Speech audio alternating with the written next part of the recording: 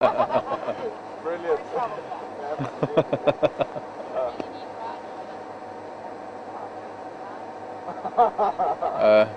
There were two at lunchtime at Treehouse. Yeah. Don't know where they went to though. They went south. Same as that breeding herd of buff. Yeah. Okay. It's a good question. I think she's still on a kill. Actually busy trying to discuss it now. When she went up to that old kill site to fetch the boys, she went there for a reason, and they didn't pitch, and then she gave up and she left, and I'm sure she came back this way for a kill. Warren had the tracks guy down this morning on Central Road Junction, Vulture's Nest this morning, had the tracks down east Central Road. Of all of them? All three of them. All three of them. They didn't go very, very fresh. We followed, and they cut into the block just west of Drakensberg Drive. Yeah. You get the Blockthorn thicket on the Yes. southern side of the road. Cut in there. Yeah. Followed the tracks, cut onto Battalier Drive. We got them in Battalier Drive, and then they went south down Drakensberg Drive, and then came to front in the road. And then I was getting the vehicle. As I found in the road, we got the one, that's the boy. In Duna. It's like they're in that yard. Yeah, I'm gonna. Just west of Wheaton Wattle. But I don't know where he went to this morning. I don't know. Apparently he went down to Mumba Road. He was running west along, just off of Mumba Road, almost all the way to the Milwaukee when they left him.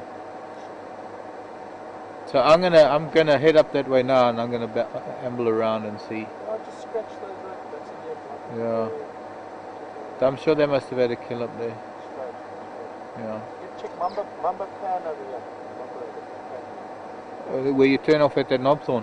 Yeah. I actually was there this afternoon. Yeah, took a look at those pans. But there's not much water there. But no sign of them there. But we'll see tomorrow morning. Got another 2 hours of night drive, so You've got time on your hands. got time on my hands. Good stuff. Well, we'll see you in the morning, guys. Indeed. Have a lovely evening. You too. Bye. Ciao, guys.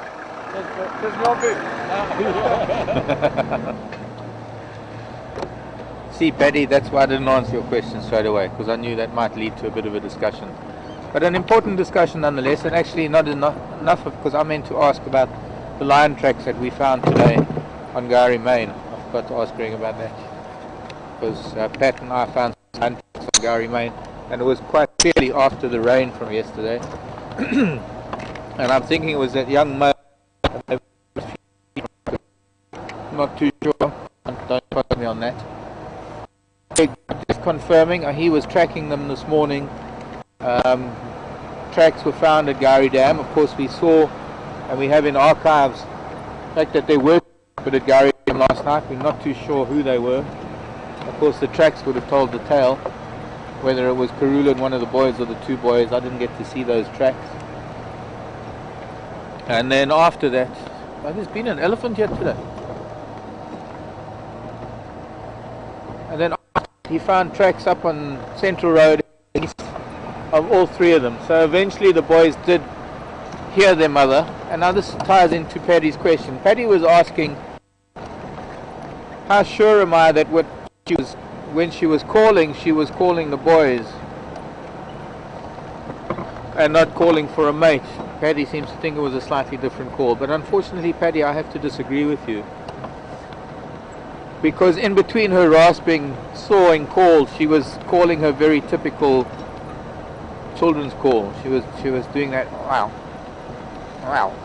type of call that was very distinctly calling them if they were at close quarters. And if she's calling for a mate, she's not going to call that frequently either. As well as the fact that if she's calling for a mate, she's more than likely going to be in estrus, in which case she's going to be scent marking a lot more than she was this morning, or rather yesterday afternoon, because her estrus scent, she's going to be advertising that she's in estrus, and I don't think she's going to be in estrus as long as she's still got the boys hanging around. But that's a debatable subject nonetheless. So she brought them all the way back up Central Road, and then they did a bit of Drakensberg Drive, and Induna ended up on Mumba Road heading back west. I'm convinced they must have had a kill up there near Drakensberg Drive, near that open area with the wattle where we used to see them as youngsters. We're going to head up that way and let's do Bateleur Road for now. Let's head up that way and see what we can find. We might even find some hyena that will help us to locate them.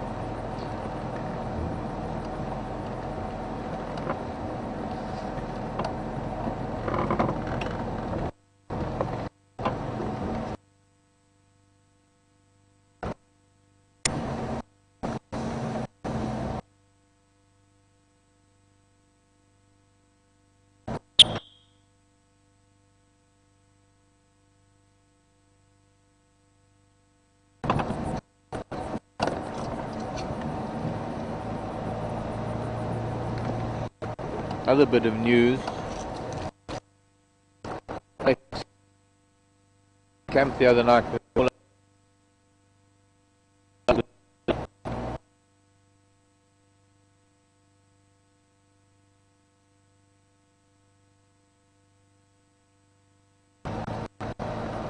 and of course for everybody around us we all immediately thought of little Who.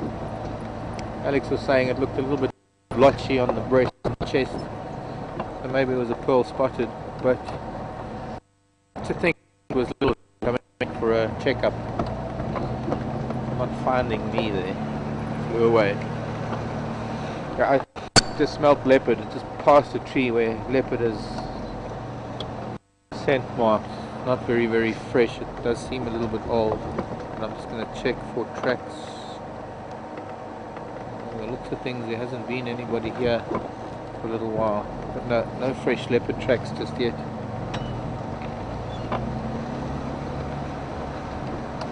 But a very distinct smell of a leopard scent marking. Go ahead, Kaz.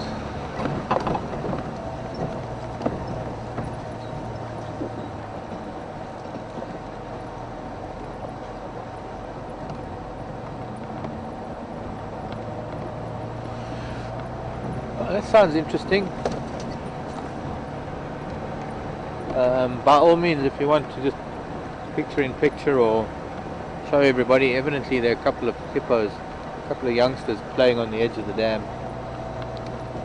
I guess they're trying to get some body warmth going in this one. It's rather a cool evening. Clear skies makes it a lot colder than if it was a cloudy night. Cloudy night tends to hold in the temperature.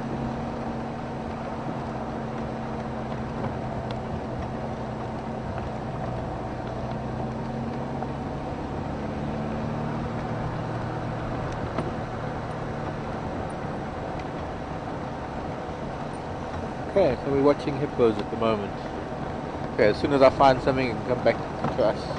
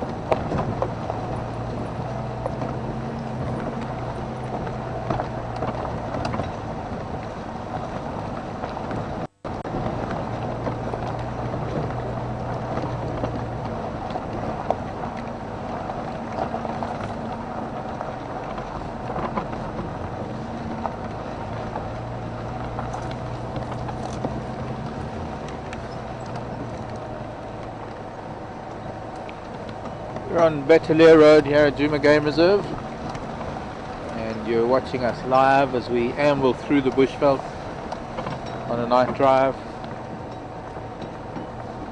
My name is Mark. Patrick's with me on camera, and Caroline back in final control. Taking a little bit of editing license, showing you Gowrie Dam with some hippos playing while we're driving through the bush looking for something. What I'm looking for the reflection of the eyes of an animal. And as soon as I find an animal, we're going to switch off the lights and click into infrared to be able to watch it. Animals behave a lot differently under infrared without the bothersome white light in their eyes. So unfortunately necessary to find something with the white light, but then hopefully as soon as we find something we can switch over to infrared, and as soon as the white light goes off, animals tend to relax a little bit. We're not necessarily looking for any of the diurnal creatures. We do see them enough during the day, and we don't really want to disturb them much at night. The key here is to find some of the nocturnal creatures that we don't see too often, if at all. Always a possibility of seeing something we've never seen before. It's a little bit of a cool evening, so who knows? See how it goes.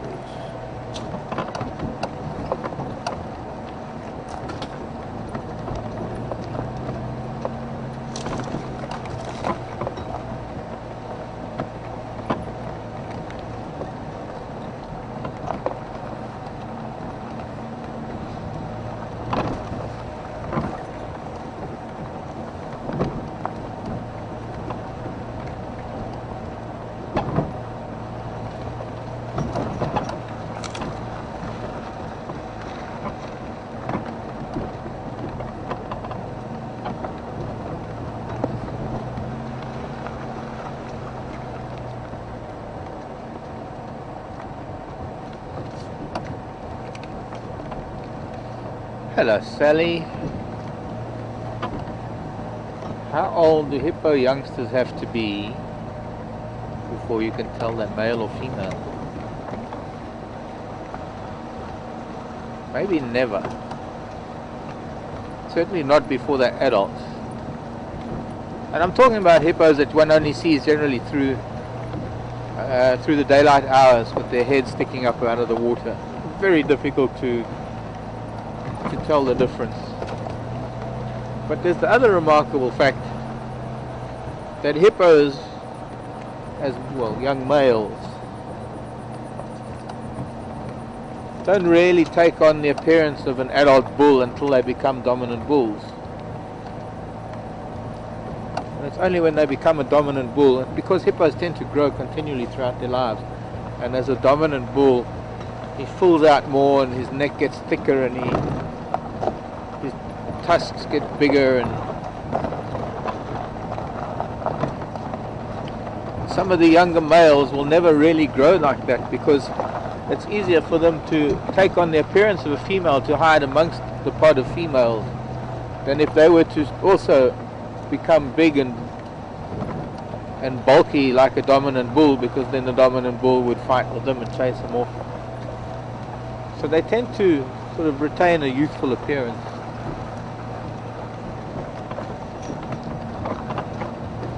And in all my years, and I've lived with hippos in many different countries, I've somehow always found myself on major rivers or big lakes. Let's do Drakensberg Drive actually, while I'm at it. From the Okavango Delta, where there is a huge population of hippos, but they're very well spread out because it's about, what is it, let me think, 10,000 square miles of inland delta in the middle of a desert, and it's mostly water, to the likes of the Rufiji River, one of the highest populations of hippo in East Africa, the biggest river in East Africa, the Zambezi River, very high population of hippos, the Sabi River down south of the Sabi Sand. Not a very high population of hippos, but I lived with hippos there nonetheless. So I have lived with hippos in many different places, and I have to be honest with you, I still find it very difficult. There's a chameleon. I find it very difficult to tell the difference between males and females. We got a clear shot of it, okay?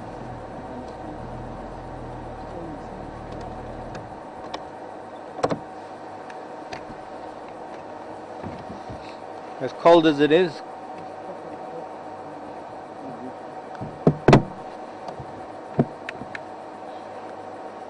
chameleon curled up fast asleep in this cold weather tonight. Almost entirely diurnal creatures. They find themselves a branch that is, let's see, where is he? Find the chameleon Winnedatson. I mean, I've just popped the light on. Maybe I could just, instead of using the big one, I can see him. It's funny, on the LED he doesn't shine up, looks dark green. And the halogen, boy, white light bounces back. There we go, middle to the left. Just zoom in a bit and you'll see him. I can see him there. Move the camera a bit to the left. There, now it's in the middle, but below the middle.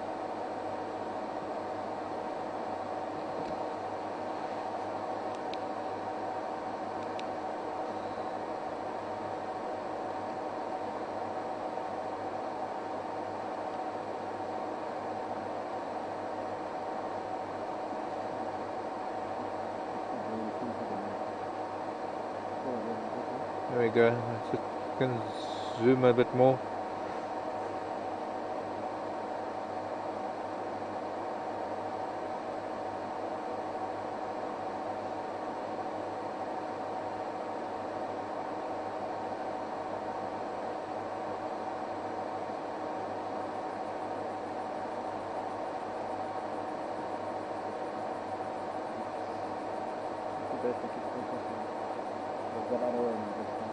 Yeah. Try and turn the infrared light up a little bit. It might be just a little bit too direct on. There we go. Just slight angle, then it doesn't reflect too much back.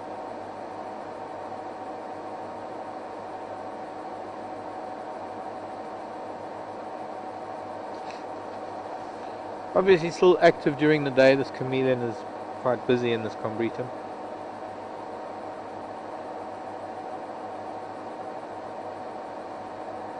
Turning very pale at night. Of course, visually it doesn't need to blend in very well, depending on what light spectrum its predator is seeing through. And the main predators of a chameleon are snakes, and it's a little bit cool, as most reptiles tonight are going to be quite sluggish.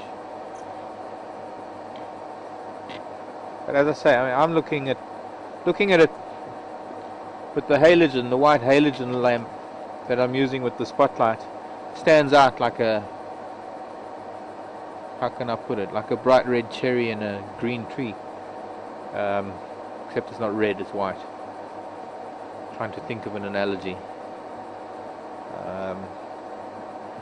Very, very pale. So against the darker green of the leaves it stood out. But just, if I had to, just popping on my little LED light, it's the same color as the leaves under LED light, so quite remarkable how different light bounces off such a little creature.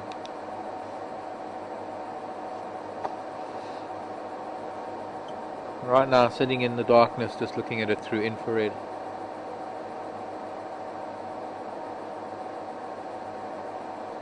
With an infrared light pointed at it.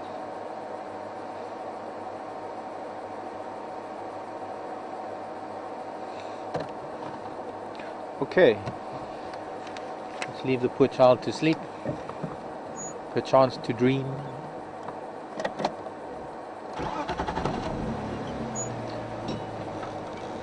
Of tasty katydids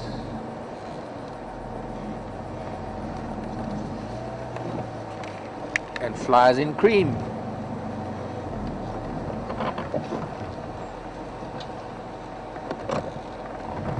Good night, chameleon. So where was our hippos? Well,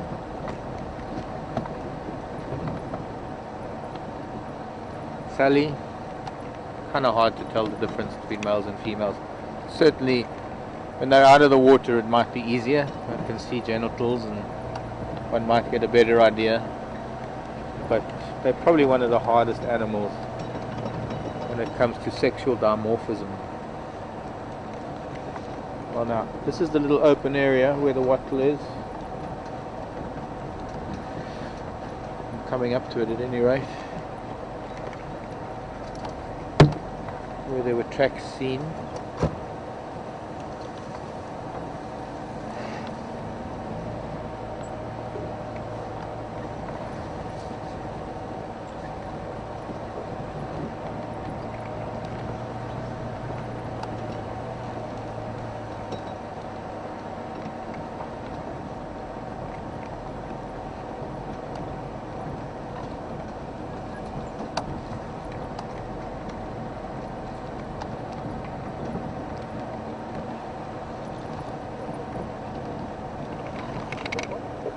Iya, mau mana?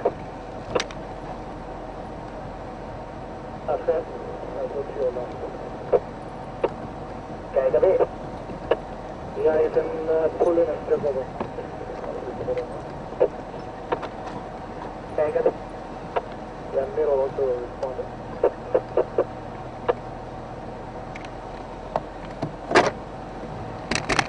Hey, from come in. Ya. You still with Kanyeni? Looking for, we left also is left in the log, and the Ingwe is from up for the SM. Found anything on Western Gary? No, looking for. Okay, thanks. See you tomorrow. Thank you.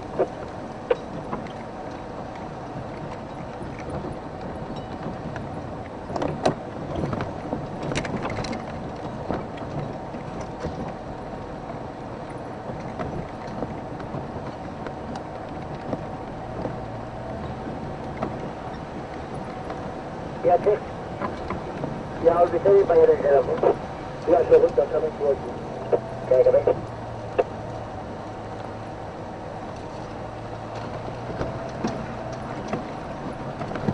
If I'm coming down Session Steering, if you could just keep me updated, thank you. Let's go down Mumba Road. I think since there's nothing on Western Gary, we'll keep the radio down for now.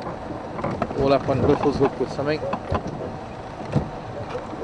We'll take a ride down Mumba Road back towards Twin Dams and then maybe come back up Gary. There were lion tracks on Gary Main heading east. Who knows, they might appear again.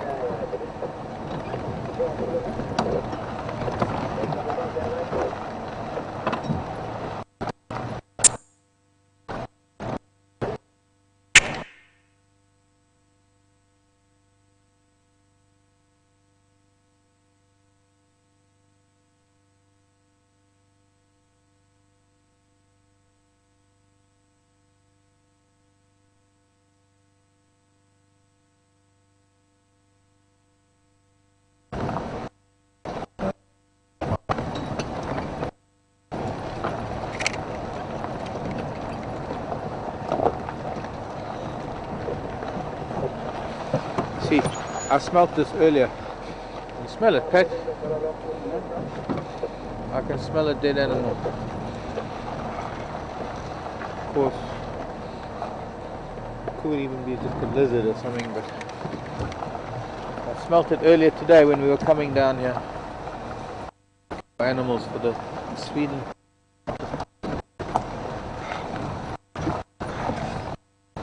Maybe something in this finish line. Not going to find it. That has passed. More noticeable now in the coolie air than.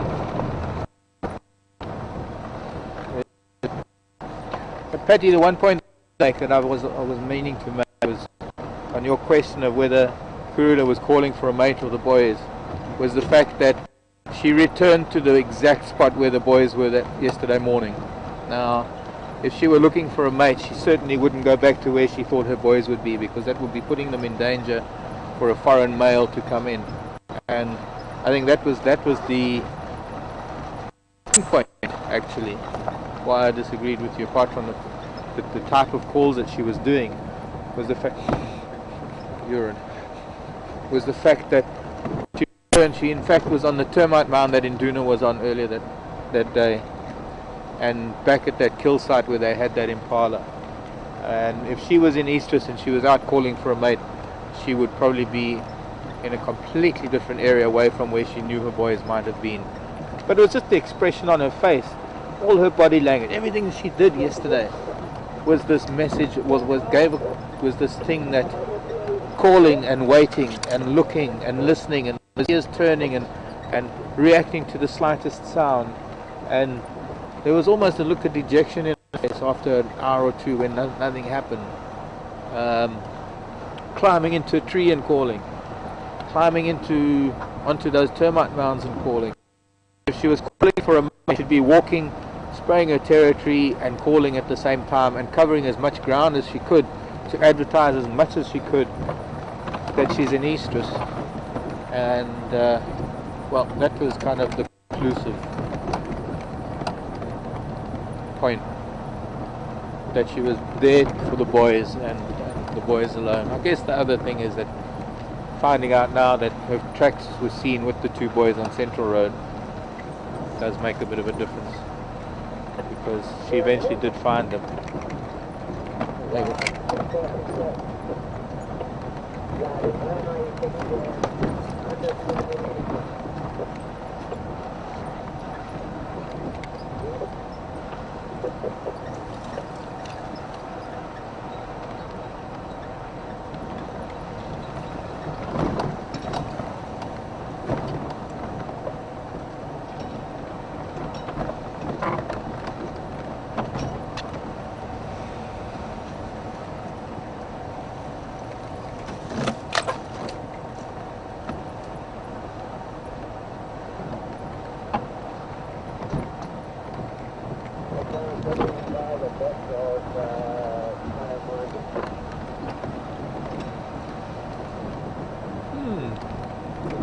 Memorial Day greetings to Tennessee.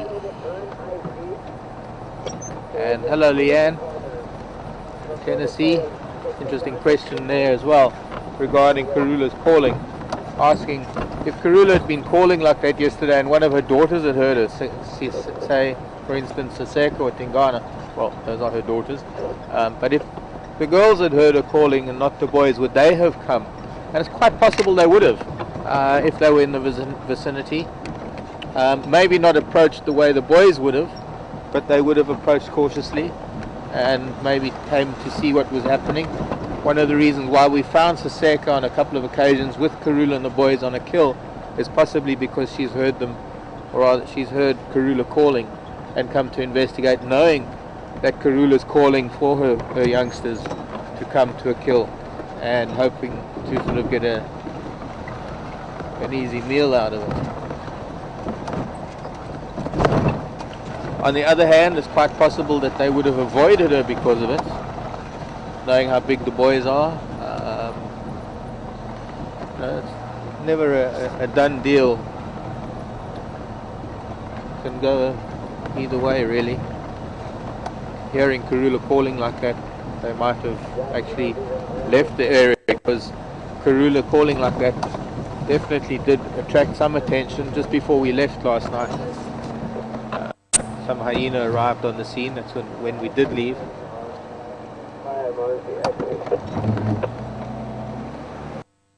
Now down here we have Franklin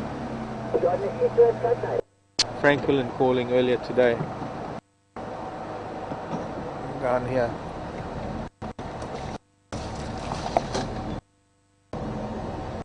Anything there.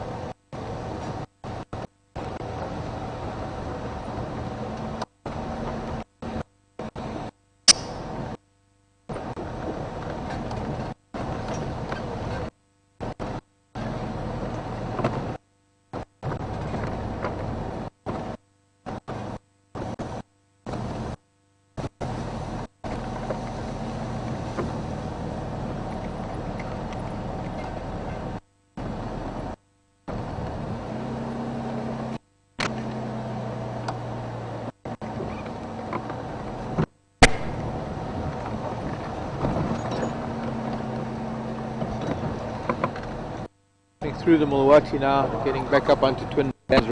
I think we'll go down to Gary.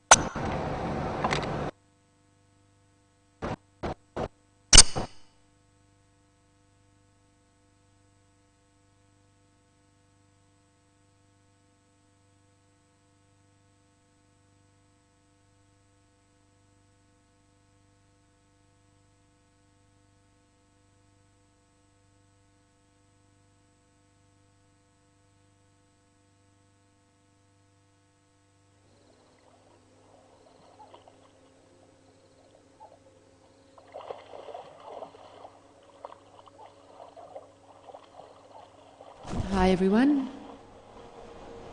this is Kaz in Final Control. Mark's just going through a tricky signal area, so while he does that, I'm going to see if I can find those hippos again on Gary.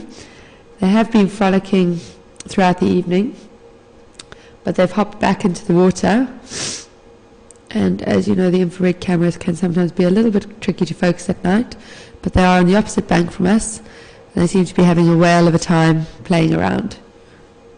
As soon as I get Mark back, we'll go back live to the jigger. But for the moment, we'll have a look at Gary.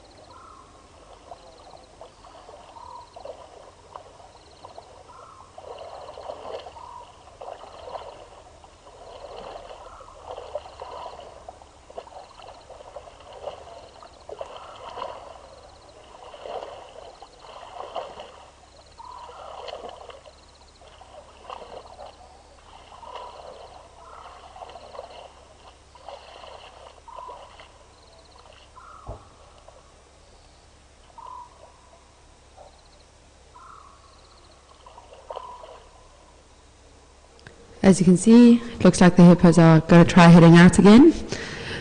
One has taken the lead. We'll just have to see if the others follow. There has been a lot of cavorting in that dam today. Hippos are really enjoying themselves.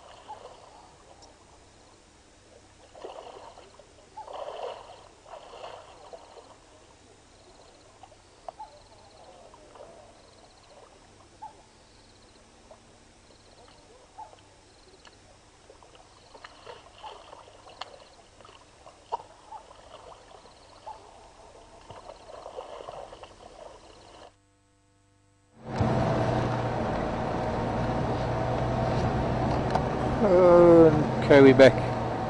Lost a bit of signal there. Twin dams coming through the Mulwati dip. We're now up on Leadwood Road. Looking good. As we get onto higher ground now, it's going to be a lot better. Hopefully no more break up for a bit. Guys, I've got some line, I'm not too sure which, up on Hunter's Moon. Wherever that is. I've never been up that way, so I can't even place it. Oh, there's a rhino. And it bolted as soon as we saw it. I can hear it crashing through the bush. Rhino are not really fond of light. But if we could get close enough to it to be in infrared, we can certainly try. But it's so dense here, gosh.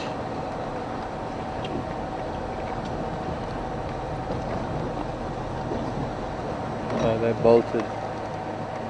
There's no way I'm going in there after them at night.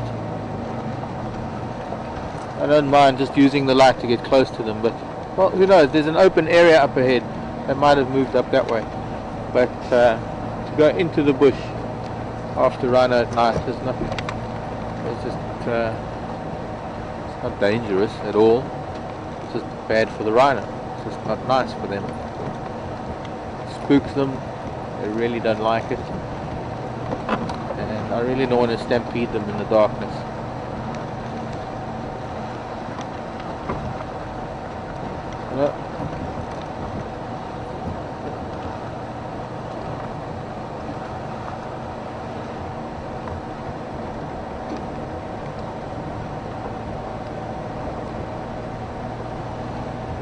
Hello, Linda. How far do the buffalo bulls fighting carry?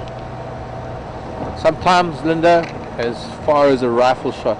I've heard buffalo bulls where they've slammed their bosses against each other, and the resultant crash is as loud as a rifle shot. So it would travel very far. And yes, actually, I was behind the camera last night with those two bulls fighting. It was me moving the camera around. I was busy doing emails on the other computer and heard all those buffalo coming down to the dam, and was just astounded by this continual flow of buff coming out of the bush down to the water. And then just after they all left towards the end, Alex was also there. Alex also sat there for a little bit, moving the camera around. And once they'd all left, I saw an eye. It looks like I don't know what it looks like. Blinking. It's gone very deep in. Probably a bush baby. This wasn't the color of a bush baby's eye, which is what it could be from that distance. There it is again. I just need to see it move. When you're seeing an eye and it moves its head, you can almost gauge the size of the head by the speed at which the head turns. And I was only seeing one big eye blinking. Probably a bush baby. Probably got to be at least 60-70 yards in. And again,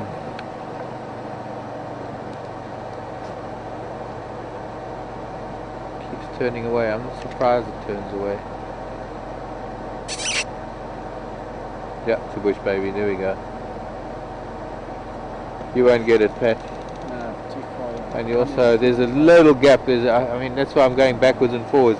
There's a tiny little gap to look through, and it's very deep in. Sorry, but that's.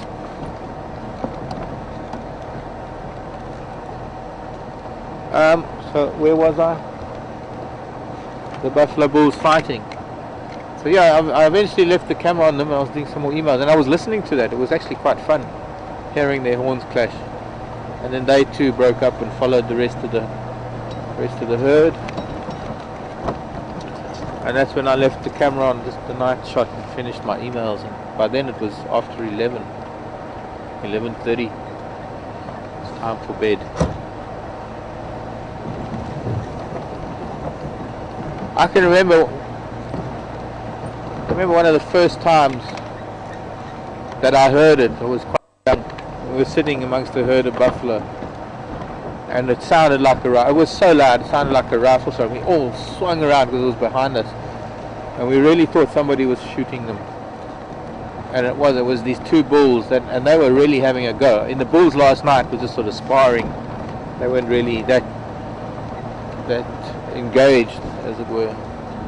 But when two bulls are a little bit aggressive and the testosterone is flowing and neither one wants to give way. And if you've ever seen the likes of the big yak or mountain goats or bighorn sheep, some of these animals that take a running leap at each other and whack each other with their horns, that is an exceptionally loud noise.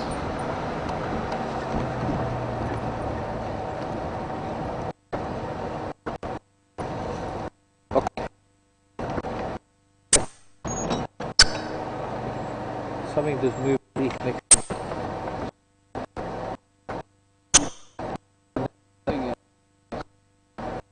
Yes, that.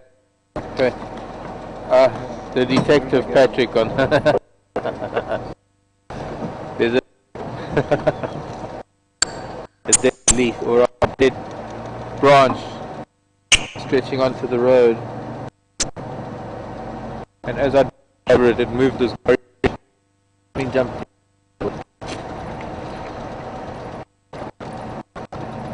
Chain. Okay.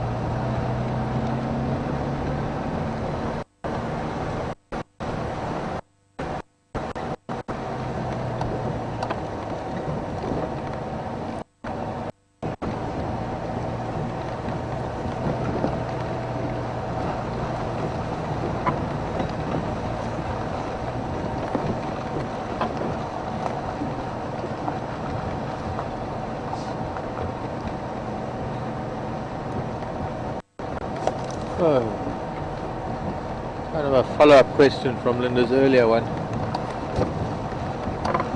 How far do we live from Gowrie Dam, and do we hear the commotion? The golden orb's still alive. Wow. Linda, we're 400 yards, at least I'd say 400 yards from the microphone and the camera at the dam. And between us and the dam is the whole of Vuyatela Lodge. So we do hear the hippos sometimes when they're doing their harumphing. But we wouldn't have heard that splashing from, even though there were about 500 buffalo, we didn't hear that. We hear things when the sound is turned up on the computer where we're broadcasting from.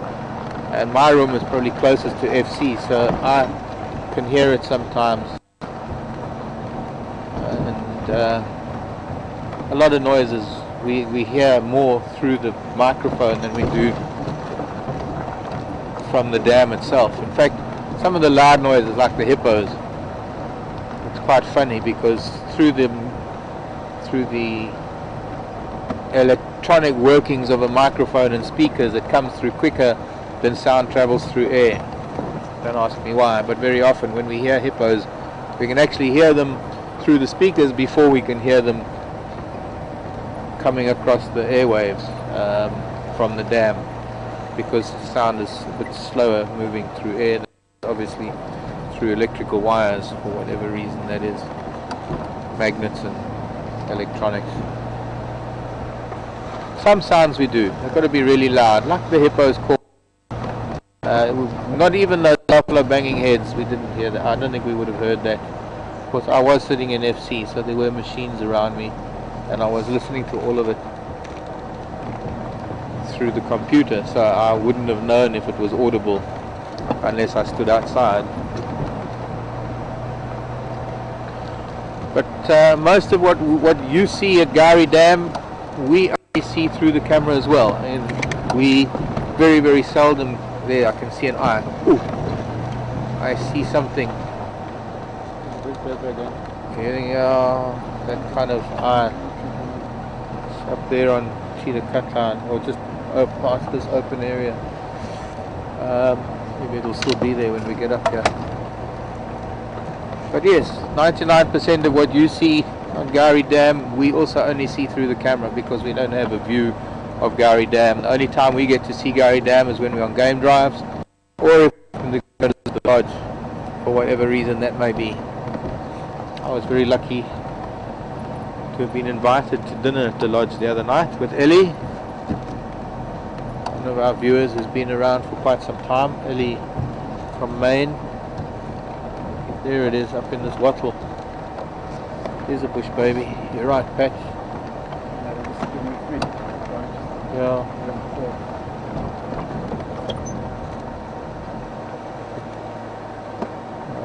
Can't see anything now. There it is. Don't move, child.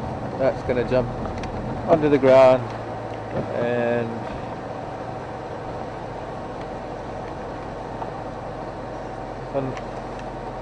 going up that tree now.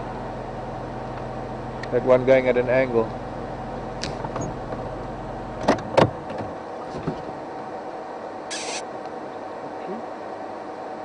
That terminalia, that's at an angle, but it's going up. Now it's going to jump across to this terminalia now.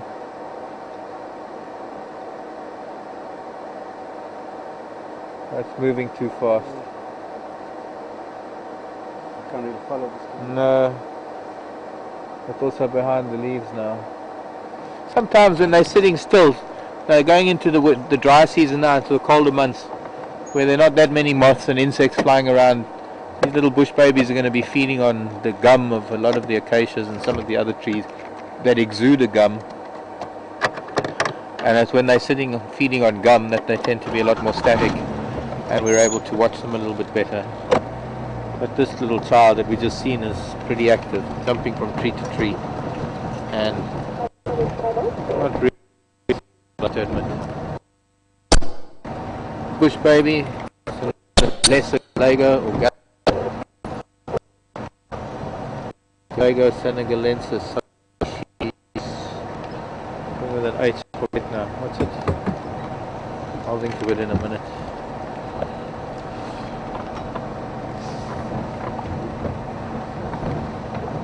And Cheetah Cut Line. Let's see what we can find up here on this lovely broad road. Well, not so much a broad road as much as it is a big fire break on either side of it that has yet to be made into a fire break again. I'm sure the tractor will be up here one of these days.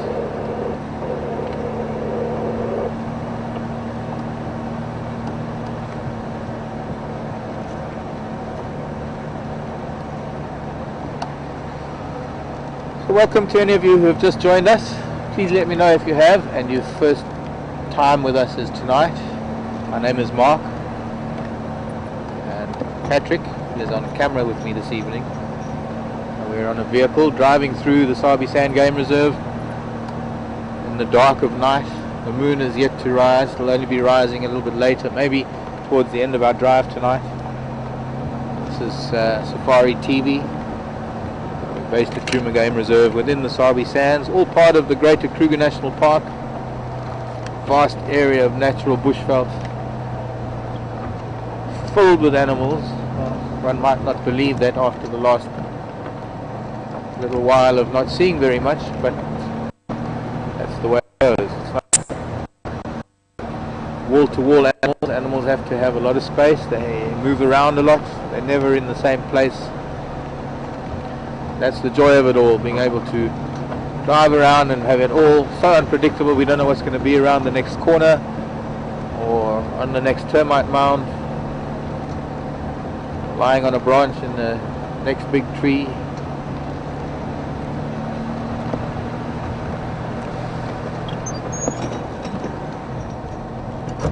Let us know who you are at final control, or rather no, let me rephrase that.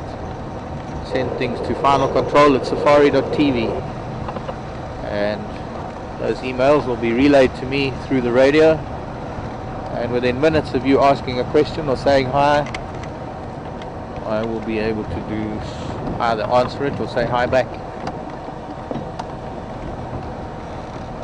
Bumba Road.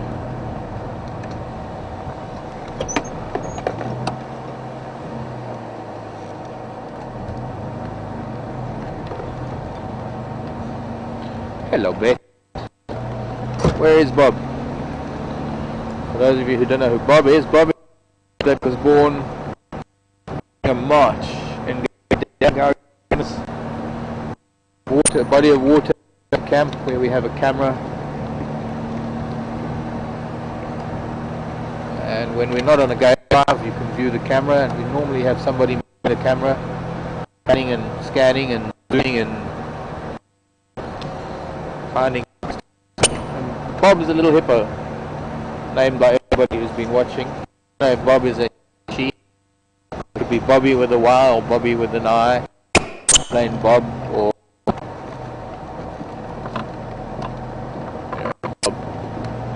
Bob was back at Gowrie Dam today.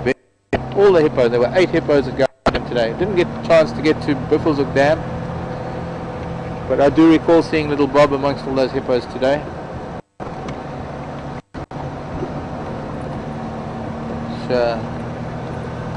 About the total of the hippos in this part of the world, except for that one bull that we think is Humgo at Treehouse Dam.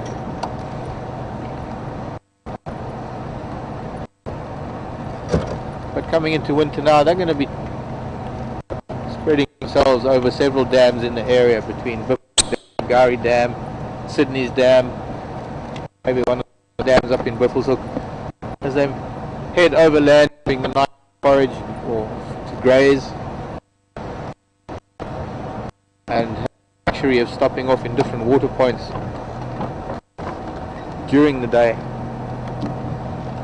They don't necessarily have to come back to this one, so depending on where they end up after a night's grazing.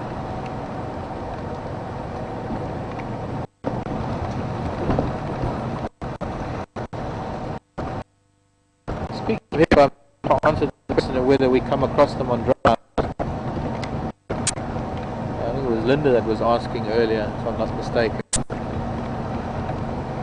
Very seldom, sometimes at night, more so, very seldom during the day, but sometimes at night I do happen to cross the hippo, not very often. They are very shy, they feel very comfortable outside the water.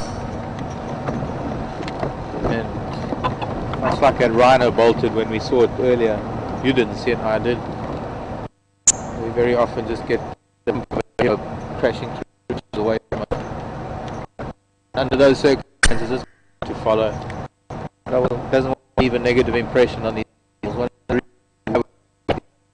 Because we're very careful about how we approach them, how we leave them, find them, and how we follow them. When an animal is skittish to begin with, if you're just going to continue trying to find it and trying to see it, it's going to continually get the message that you're chasing it, you're after it for some reason. The best thing to do is to just leave them be, so that they know that it was an accidental encounter and there's no need to fear the sound of the vehicle.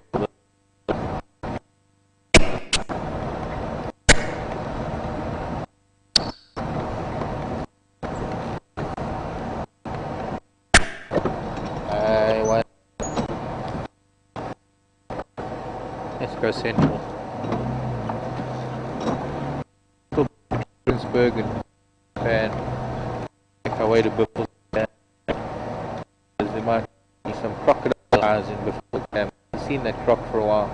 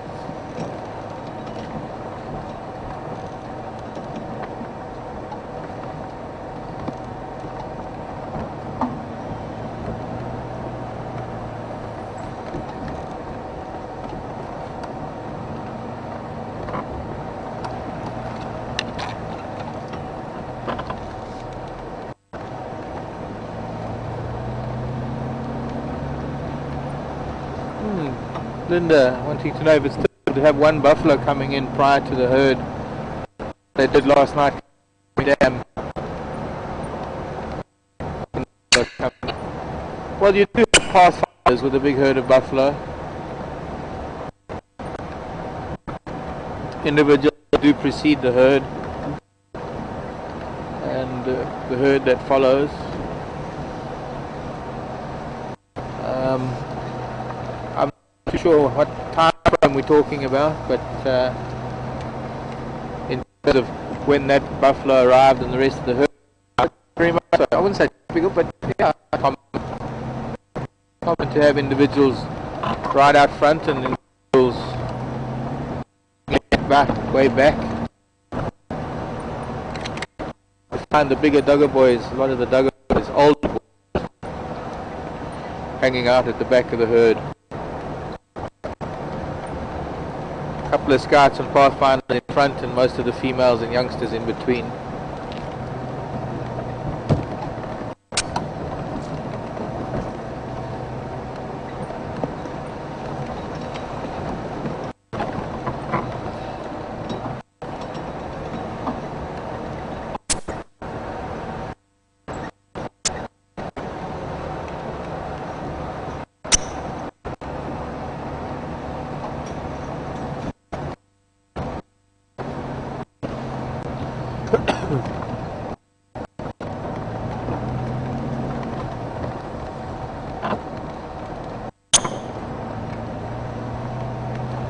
Rather a still night tonight. Quite chilly. Down to about 15 degrees Celsius.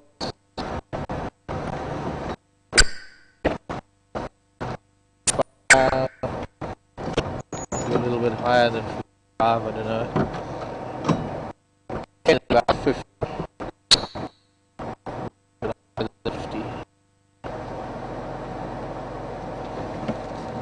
At a swollen paw. Not going to be able to see, but I can remember.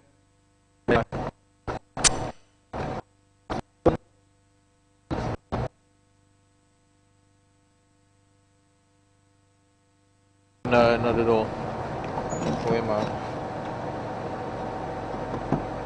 No, normally actually this is the one road we can depend on.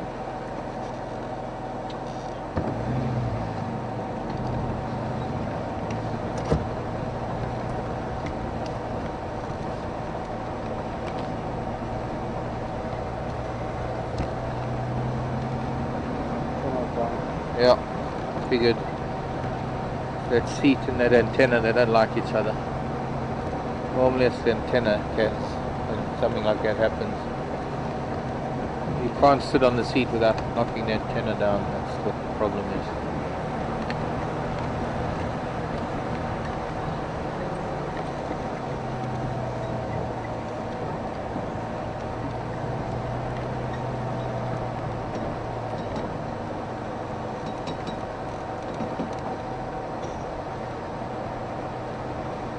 Hello Tracy. I think this is Tracy who I've recently connected with on Facebook.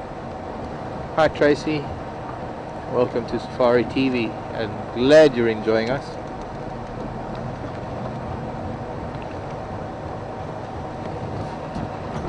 Be careful you don't become an addict, or on the other hand,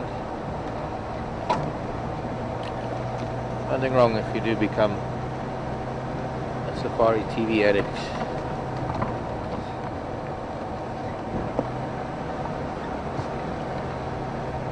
Live wildlife from the African bush. Is that another chameleon? Yep.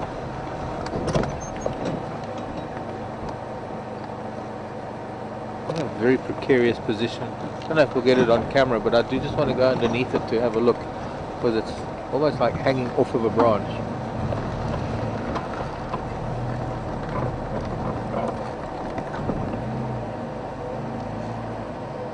How can you possibly sleep at that angle, child? Okay, I'm not going to disturb it.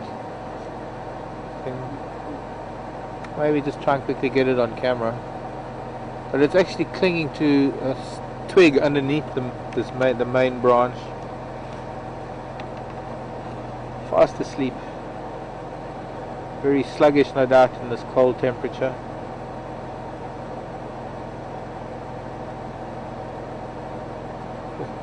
Bend the infrared light away a bit, Pat.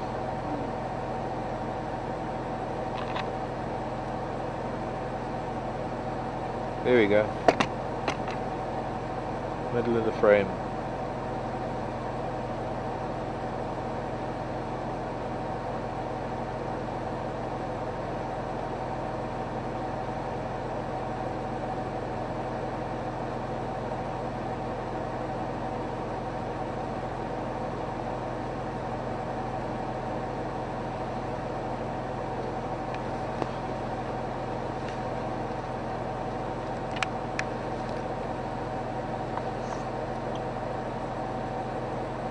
There, trying to get my hand in front of the lens, but I can't really see my finger, but there it is there.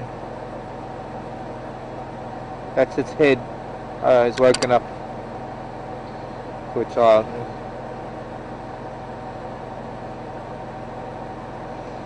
Has woken up, the eyes open.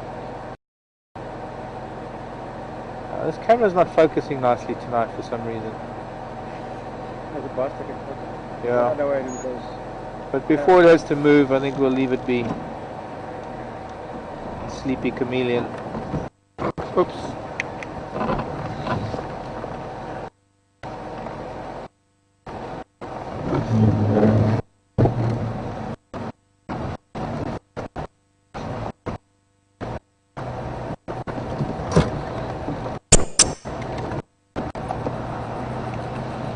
I'm going to start seeing them more now in the drier months as the leaves and the bush does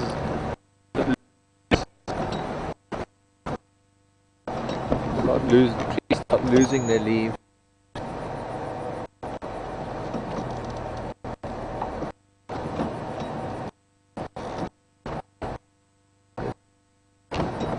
End of May or early June, and there's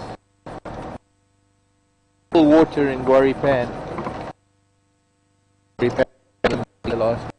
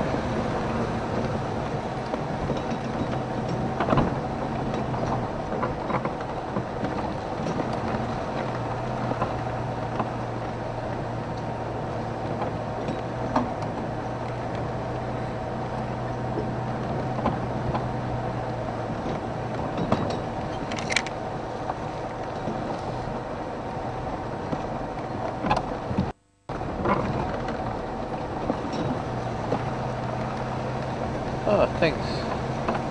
Hello, Pam. There's a new Pam. We have one or two other Pams.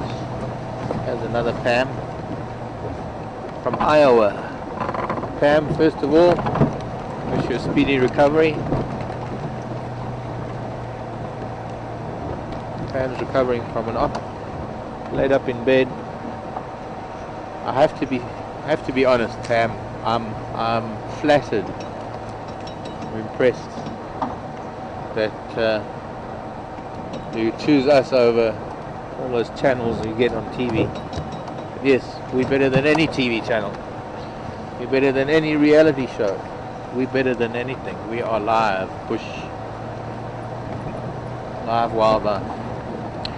Pam, we've been going for about, well, as game drives go, in the current form, I suppose you could say just over 3 years now. But it goes back a little bit further. There was a time when the game drives first started. It was a little different to now. There were only spaces for 80 people to log on to the vehicle, and I don't really know how it all worked, but it wasn't a live streaming thing like we have now. Technology is quite amazing how far it has come in the last few years. But I guess you could say in the current form, just over 3 years now. And we do game drive typically twice a day. In the early morning for 3 hours, in the late afternoon for 3 hours. And every second day we try and do a night drive. Every day in between we do a fireside chat or something from the base, from camp.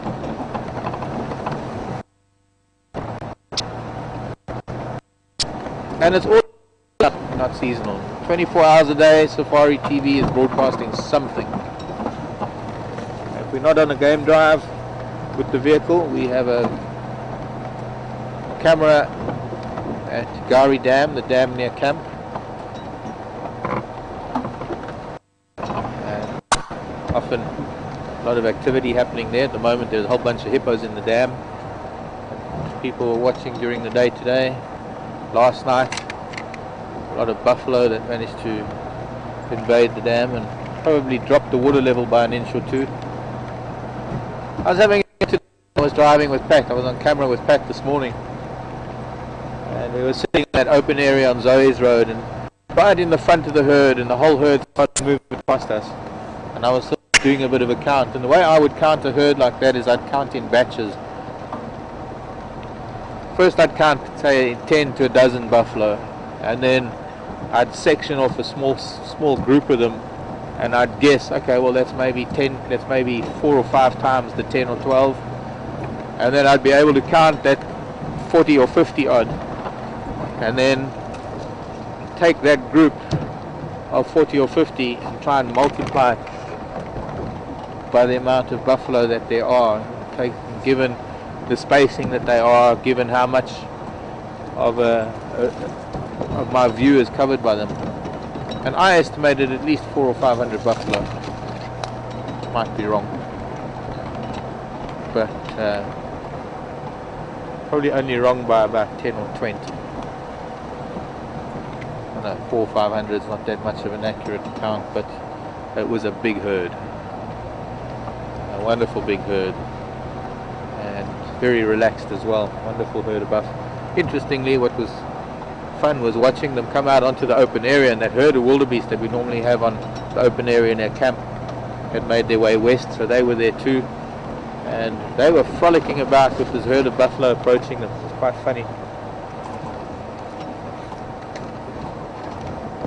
And then they just kind of got swallowed up in the herd. They weren't really off, and then of course the herd of buffalo dominated our view.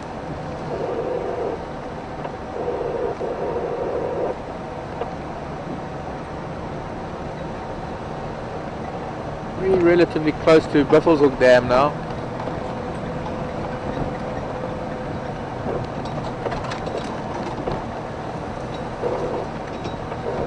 See if we can find anything down this end of the world. I haven't been this way for a few days actually.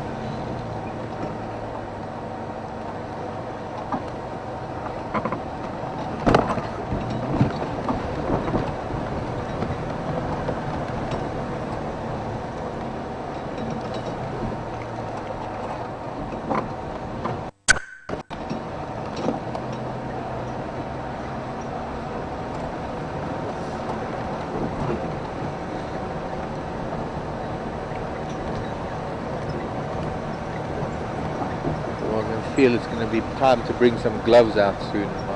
And freezing. How are you all doing, Pat?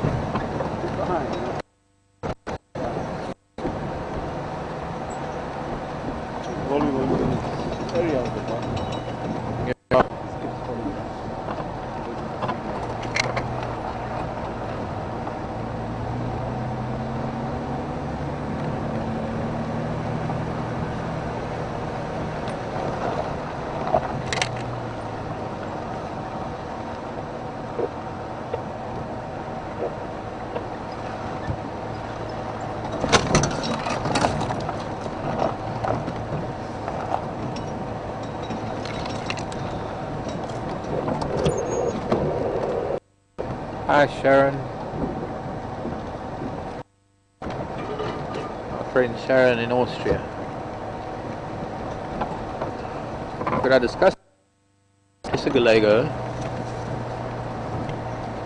that we have here and its counterpart in, and no, I can't. Straight off the bat, no questions asked, no argument, can't say a word about it, Sharon. I simply don't know. I'll have to do some reading. Yeah. Uh-oh. And it's not my spotlight. We've lost.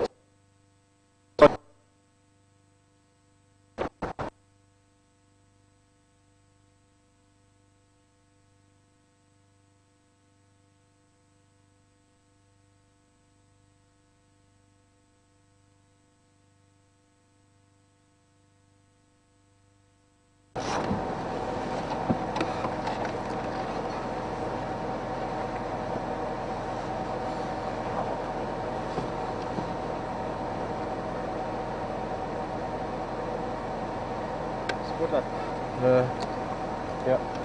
Oh, it's this one. Okay. Yeah. Alright, that's good. It's working again.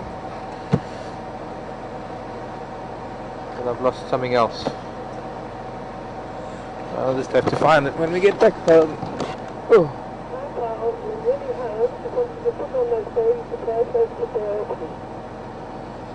It's not game drive talk. Can you put the potatoes on to boil, please? Landowners. Okay, onward. Sharon, I'm sorry, but I actually have got to do some reading up to be able to answer that question.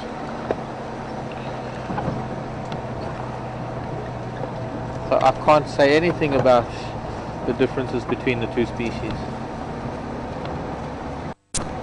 But yes, I'm not surprised the question came from you. Leave it to Sharon to find something I can't answer. And that's what I hope for a lot of the time, actually. I by no means profess to know everything and all. And there's so much that I don't know. And a lot of stuff that I don't know I won't ever get to until I get a question like this. That will take me to my books to start reading about the differences. I can tell you one thing, and well, nobody objects. I'm going to get into both parts. Apart from maybe ear size, one of the only differences to tell the difference, one of the only features, should I say, to correct my English, to tell the difference, similar species of Galego is the shape of the male's penis. And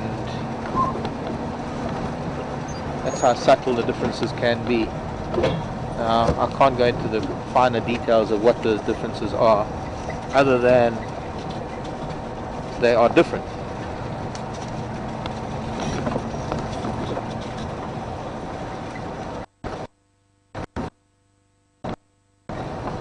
I've mentioned before differences between certain species of Myotis bats and the number of ridges on the mouth, or the fraction of a millimeter of the forearm bone, femur,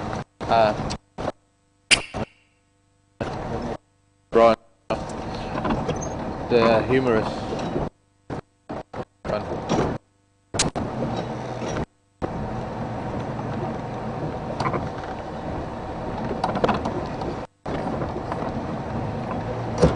This was such a wet area in the wet season, this little patch of road.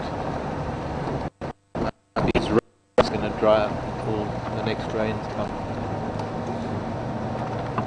These rain that we just, or rather this rain had, merely a result of the full moon just passing, not really a rain, it was just a constant drizzle. Certainly cooled the temperatures down a lot, but certainly not surprising given the change of wind we had a few days ago. The wind from a easterly, prevailing wind southeasterly. Suddenly we had warm berg wind coming in from the north. I did mention to some the Shangaan believe that when the wind turns like that it's going to fetch the rain, and lo and behold, I think it was the night after full moon, we had that beautiful cloud build-up, cloud coming in, giving a silver tint to the sky. And then yesterday, early morning, during the day after game drive, it was one of those wonderful days where in between game drive we actually had half decent rain, enough to dirty the cars and just settle the dust a little bit.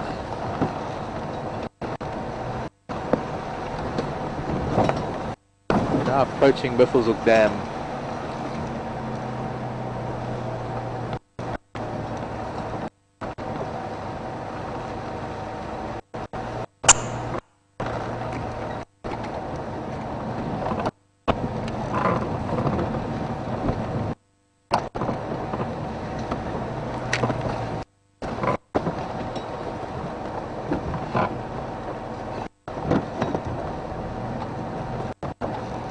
Already a little bit of mist rising off of the water.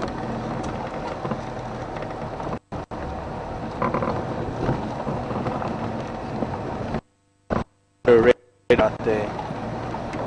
Some indication that our crocodile is still around, but sneaky suspicion is moved on. Oh, there's something.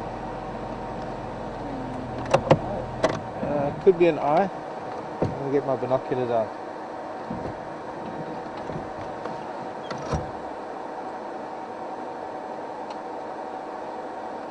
If I can do one hand holding on to the... But that's got to be here with me. But anyways.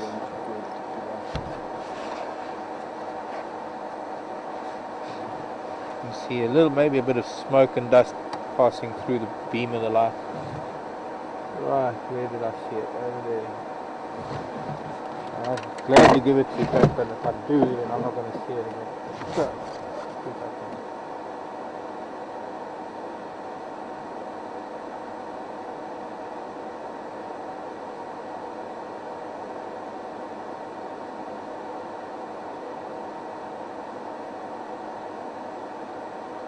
don't think so. Not really shining. There is something that's shining better than that. Shining better than an eye, maybe. A piece of stick or something floating on the surface.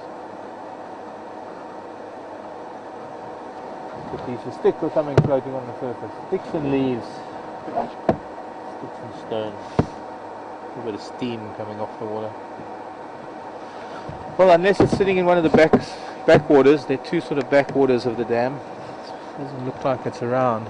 It'd be a lot warmer, especially with that steam coming off. Definitely the water a lot warmer. Whoa! Gosh, take it out of gear, Mark. Really feel the temperature of the water, jigger and all.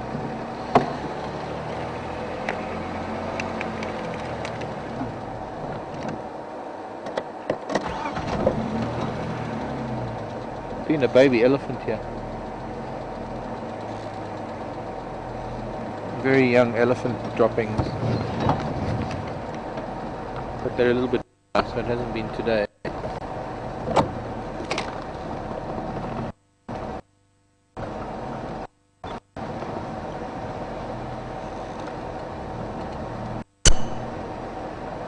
There's a ripple there. Water's moving. I'm actually going to go down and have a look because the water's moving, and I don't expect any. Whoa! Find the tree. Stop when you hear the bang. That's what it's about. When you're reversing in the bush, stop when you hear the bang. Okay, there are ripples in the water here. Could be hippo. Oops. Or it could be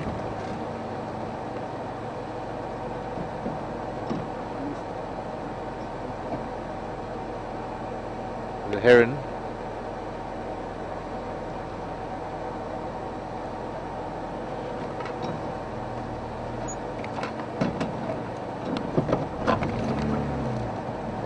I think this is Crocodilius niloticus.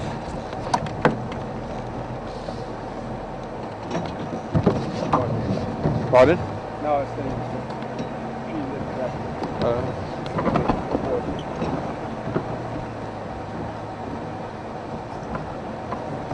Sorry, Heron.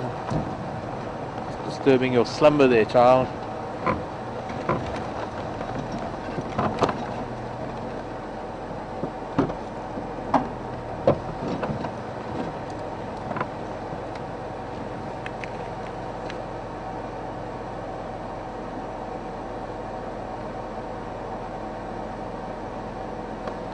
Well, you can't stay underwater forever.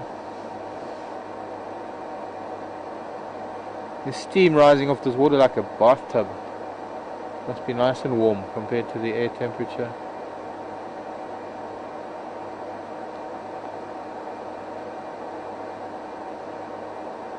There, what's that?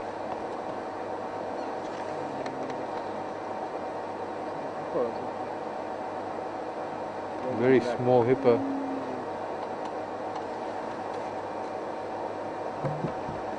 It's way too shallow for a hippo to be there, but that's definitely eyes now. Where are my binoculars? Ugh.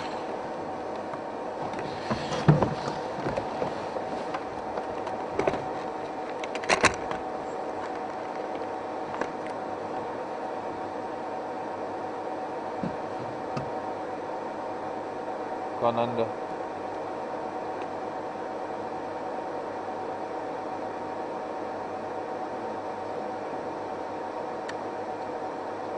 It's Bob.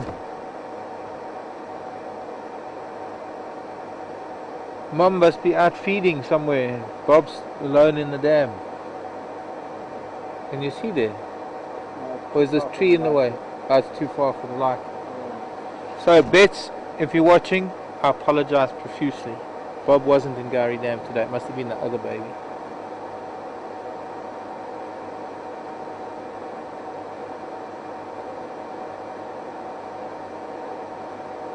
Bob must be finding it warmer in the water today. But yeah, way up at the top end of the water, the top end of this backwater, I can see a little hippo head.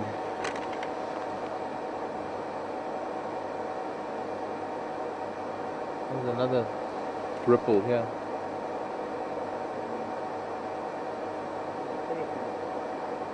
Yeah, maybe. Okay. Still another backwater, the crocodile might have been there.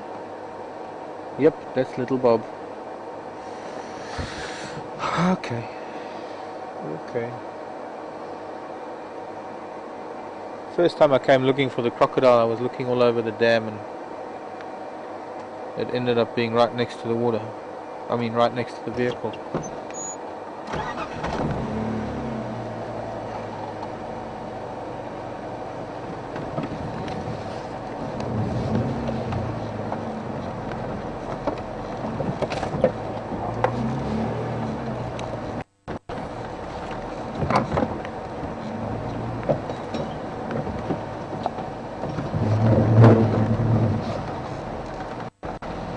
Good night everybody at Buffelshoek Dam and little Bob. Maybe if we take this road that goes up towards Buffelshoek cut line, we might find Mom out grazing.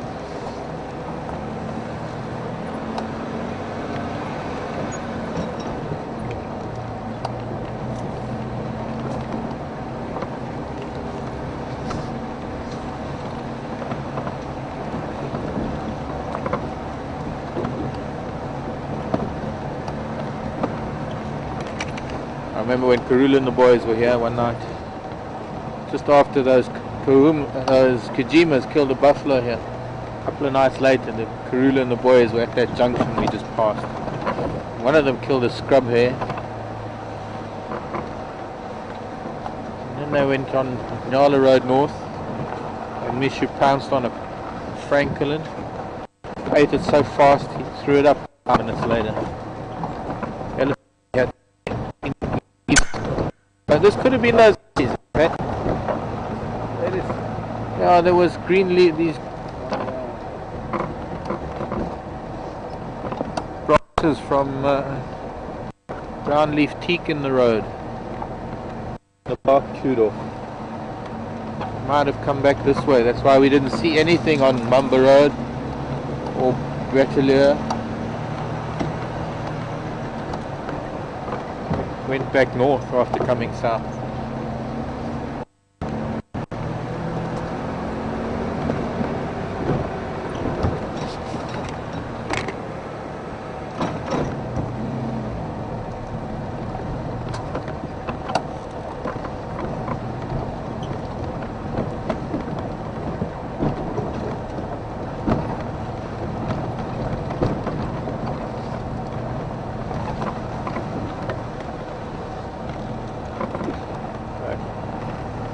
An update for Pam saying, Chris coming back to me and saying, back in the good old days, or back in the old days, oops, it was a game drive like this, but there were only 80 slots. There was only place for 80 people, I guess because of bandwidth in those days, where only 80 people could log on to the game drive and follow it. So if you missed out, if you were a little bit late, you lost out.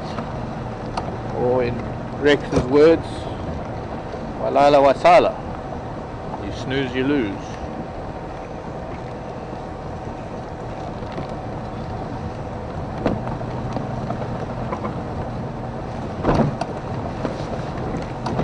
No sign of the moon coming up just yet.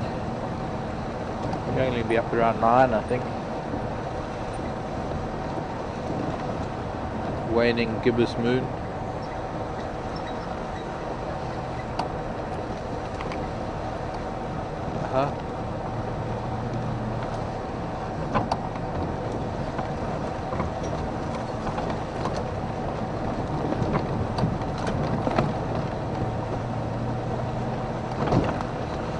Tracy, do I ever get nervous out here?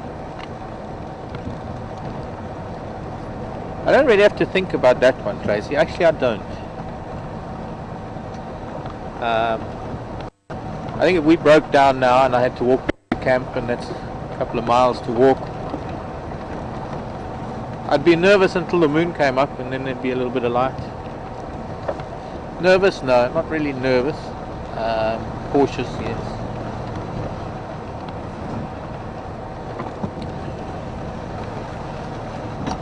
I can't really say I'm nervous about anything here.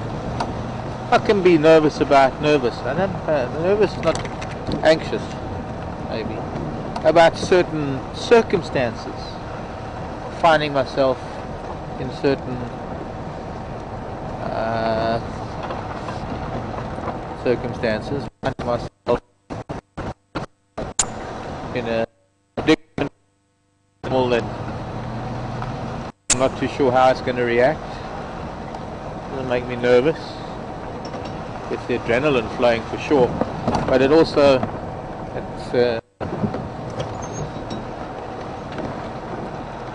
let me put it this way, Tracy.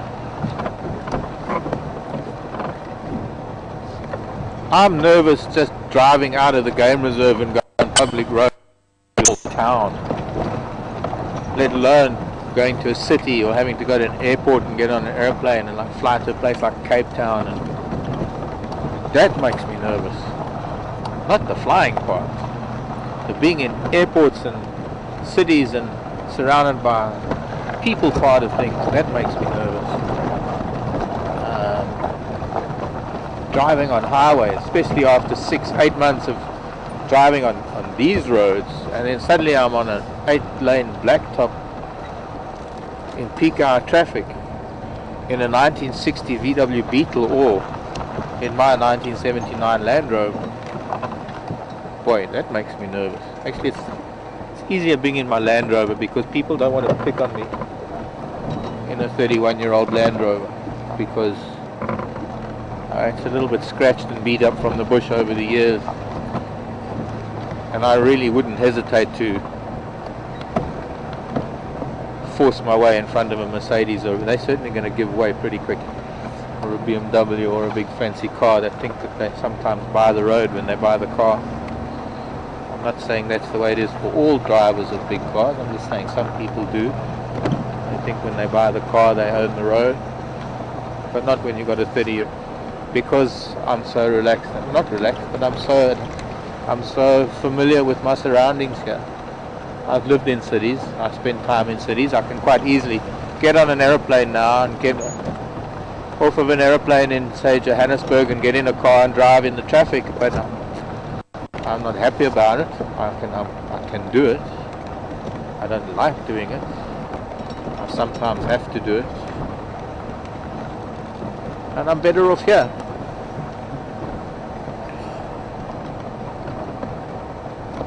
Whilst nature is so unpredictable that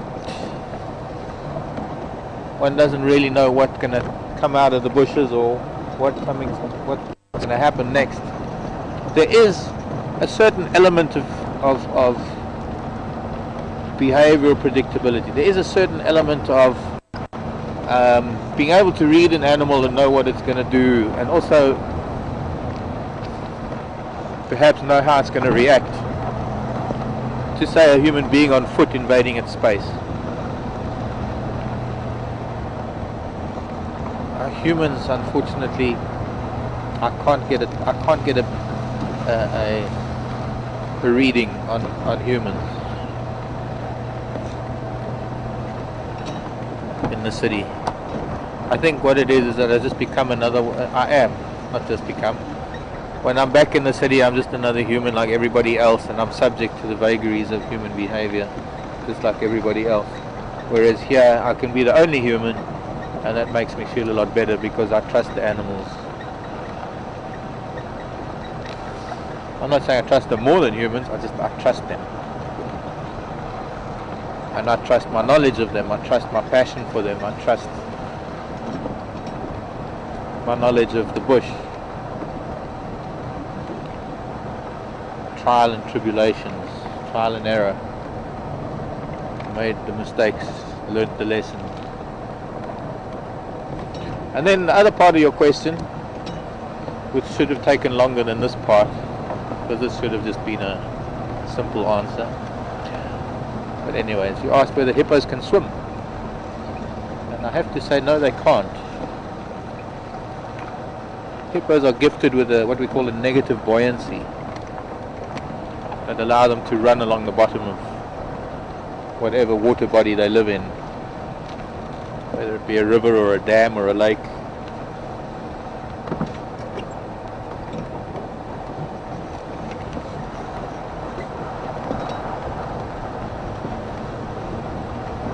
They've constantly got to come up.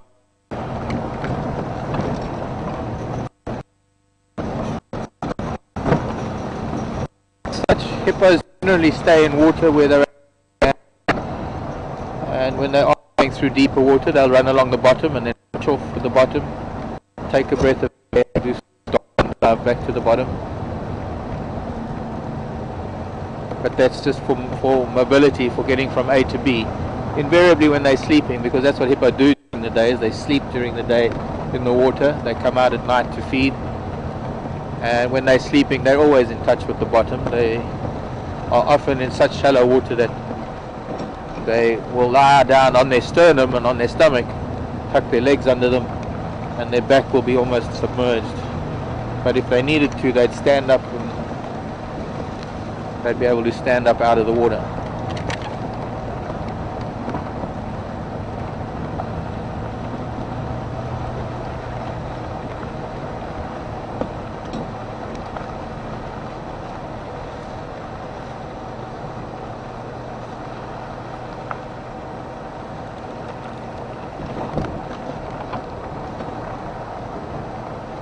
We're on Buffelshoek cut line heading west.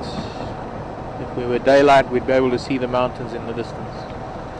And a big hello to Al,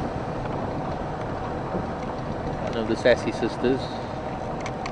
My favorite groups of ladies. Hi Al.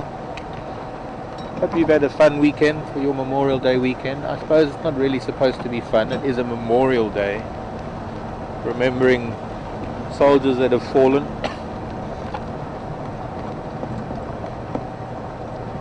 Quite shocked to read that. No, let's not go into politics. But Al, Bush babies are solitary.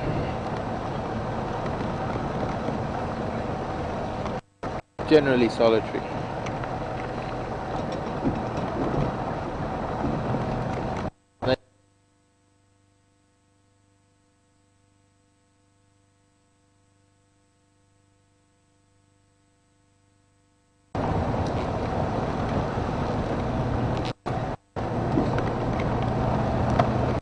They are solitary and they are highly territorial, and one of their primary means of marking territory is to urinate on their hands and feet